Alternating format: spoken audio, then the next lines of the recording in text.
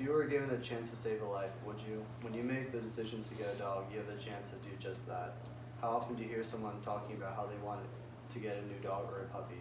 I personally hear someone daily making some sort of comment concerning getting a new pet. However, something I don't hear as often is the importance of adopting animals from local shelters rather than seeking animals, specifically puppies from puppy mills. There are reasons upon reasons to not shop, and to adopt. One of the biggest reasons is that shelters are constantly reaching max capacity, leaving dogs and cats without a temporary home. According to the Canine Journal, shelters are given a specific amount of room, therefore can only take in and care for so many animals. I think that some people may not understand just how often the shelters reach capacity.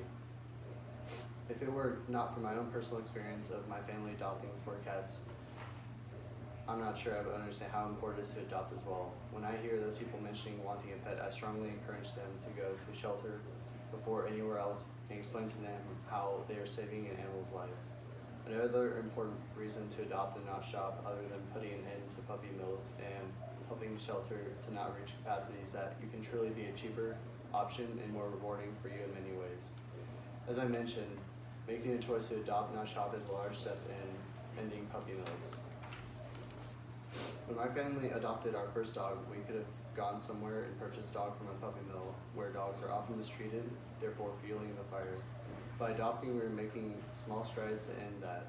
If you don't understand what a puppy mill is or how adopting truly helps put an end to it, I came across the website, the Human Society of the United States, and it truly helped me understand the importance of adopting. I think another key aspect to helping end the cycle of puppy mills is to give the money you could potentially be giving to breeders who are mistreating animals and do not deserve it, and donate that to local shelters and rescues. Sometimes I also touched on earlier is that adopting can truly help your local shelter to keep doing what they're doing, to take in more and more animals in need. When the shelter reaches capacity, there's nothing that can be done. I follow our local shelter on Facebook and was heartbroken to see a public post stating that their shelter had reached maximum capacity. Each shelter has only so many rooms and cages to hold animals. When I was in high school, I visited my local shelter to fully understand that although these people are doing everything they can, they have only so much room. Legally, the shelter can only foster so many animals. It isn't as simple as wanting to save an animal. I visited the website of Helping Hands Humane Society, and if someone takes anything from everything I am saying, I encourage you to read over that website. It casts light on the fact that not just puppies need homes, full-grown dogs do as well. I think that is something people don't often think about. Walking into my local shelters, almost every single dog was full-grown or no longer what people would consider in the puppy phase. All the reasons I've listed are why so many people try to do good and start their own local rescue or shelter and don't realize how difficult it is to manage it, and then are unable to save the animals because they just get overwhelmed. AnimalShelters.org goes more into depth about what unfolds when someone takes on a task such as that. Not only will you be helping the animals and the amazing people who run the shelters and rescue missions, you can save a lot of money by adopting. I don't think this is news to anyone, but owning and buying a pet can be very, very expensive. There are some shelters and rescues that will have no adoption fees, so you could potentially spend $0. Obviously, be careful when someone comes to where you're adopting from. Do your research and find reliable shelters and rescues. I think that some people associate adopting with possibly not knowing what you're getting yourself into, but you can be with any dog or any animal from a breeder, rescue, or shelter. There are also some people who argue that there are specifically dogs that must be bred or breed or breeders, and that is very different from a puppy mill.